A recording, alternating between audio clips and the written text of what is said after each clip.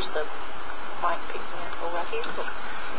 Hello, Ms. McNally. This is Chris Schrick from your BAAS 409 Global Technology and Society class. This is for the research project we're doing for the spring 2009 semester. I am here with Ms. Virginia Knuckles. She was a professor with Texas A&M University. She has a degree in electrical engineering, mathematics, and computer science. I've chosen to speak with her on the topic of Chernobyl because I feel that she is very knowledgeable and can provide much insight and valuable information to you. How are you doing today, Ms. Virginia? I'm fine. You doing well? Fine. Good deal. All right, let's start off with a few questions. You recall the Chernobyl disaster, correct? Yes, I do. Okay. Now, with it happening in 1986, how did the people react? How did people react to it whenever you first heard that it happened over in Russia with the disaster? Well, everyone was very afraid of any nuclear plant going out of control, which is that.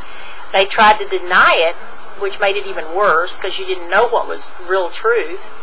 And, of course, you could, it was being picked up all over the world that it had happened. So, yeah, it was fear, Right. Okay. So, from what you knew at the time, what do you think were the causes, not looking back on it now, but what were you thinking the causes of the Chernobyl disaster? What were you informed of as the causes? Well, in the beginning, they wouldn't tell you anything. They finally admitted there was that this reactor had 4 cells, and that the third and the fourth cell were not constructed as well as the first 2, and that due to that construction combined with an operator error caused this malfunction. Caused this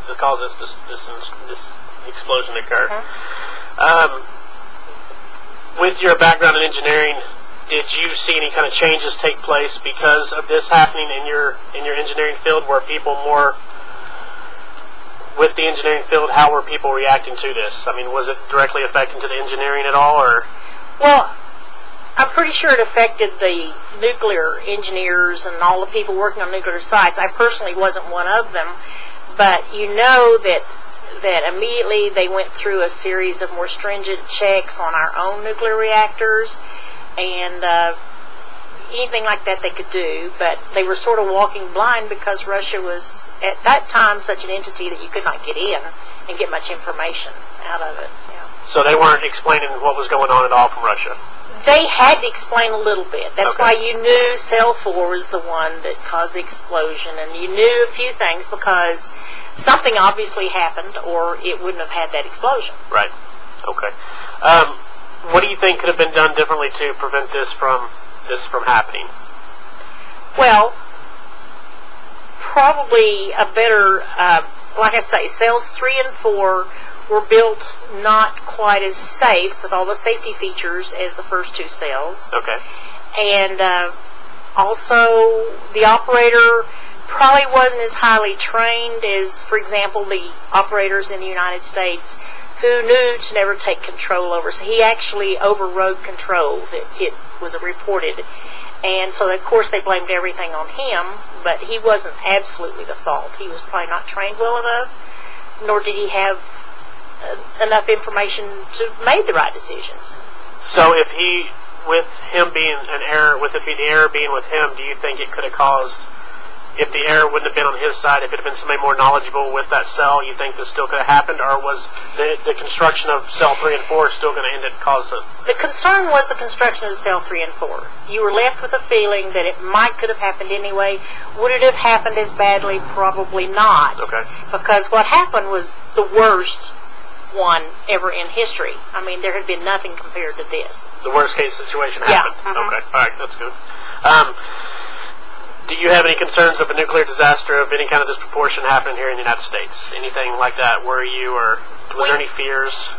I wasn't afraid as some, but nuclear reaction, by the very essence of it, is an unstable situation, and there's always that doubt. Now, I'm not a nuclear physicist. Those guys seem to be more certain, and you sort of have to respect them, but you do doubt it at the time when something went wrong and totally out of control. So there is that distrust for a while. But as time has worn out, even though we had the 3 Mile Island episode, we it was not near to the extent of theirs. You think part of it with being in Russia was the reason it was so bad? It wouldn't happen that serious here in the United States. They didn't have the safety features that you can knock the media getting in everything, but by the essence of the media getting in everything here, people are kept a little more honest. Right. Kind of covers themselves. Sometimes it's interfering, but sometimes it's good too. Right. Okay, that's good. Do you know of anything that's been put in place here in the United States to maybe keep what happened over in Chernobyl and 3 Mile Island from happening again?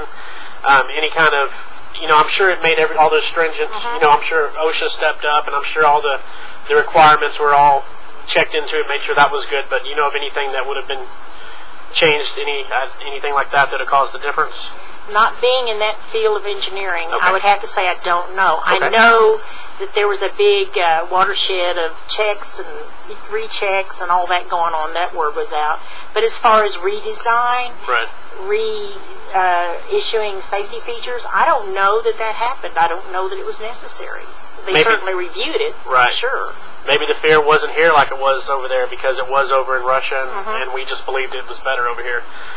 Okay, well, those are some answers to some good questions. Now, do you feel like, is there anything else you'd like to add about the Chernobyl disaster? Anything that you have, remembrance of that was particular to you? Do you remember, I've done a little bit of work reading on it. It says that, we still don't know how many people were killed. I mean, at the time, do you remember any kind of information with Russia hiding stuff and stuff like that about what was going on?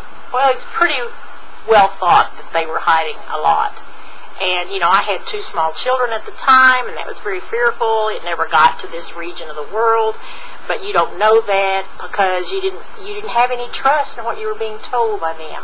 So you didn't know to the effect. They finally, now I think my memory serves me right, and I could be wrong on this, but they finally let some people in to review. From the United States? Well, worldwide. Okay, Maybe not so much United States, but United Nations. Yeah. Okay. And the confidence factor went up a little bit in that we felt we were at least being given as much as possible correct information from them. Because there was this distrust at the time of what the Russians were telling us. Because, number one, they tried to hide it. Right. Which was impossible. So, your distrust was developed right there. It wasn't going to go away. So, okay. I just want to tell you thank you for conducting the interview with me. You're welcome. And I really appreciate the time you've given me. Okay? Mm-hmm. Thank you.